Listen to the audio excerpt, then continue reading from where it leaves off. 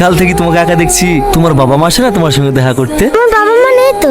আমি যখন ছোট ছিলাম তখন আমার বাবা মা মারা গেছে। ফাদার বলে ওরা নাকি অনেক ভালো জায়গায় আছে। আমিও তো কদিন পরে ওদের কাছে চলে যাবো। তুমি মরে যাওয়া জানিও তোমার ভয় লাগে না? ভয় লাগবে কেন? ফাদার বলেছে যারা ভালো কাজ করে তারা মরার পর অনেক ভালো যায়। তুমিও ভালো কাজ করো, দেখবা মরার পরেও আমরা বন্ধু হয়ে একসাথে। আমি ভালো জায়গায় যাবো না, শোনো আমি অনেক খারাপ কাজ করেছি।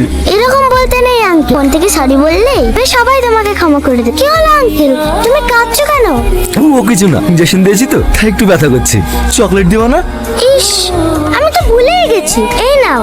স্যার, ওরচিকার রিপোর্টগুলো দেখলেন? ওগুলো দেখছিলাম, কন্ডিশন খুব একটা ভালো না। আজকের ওষুধগুলো দিয়েছো?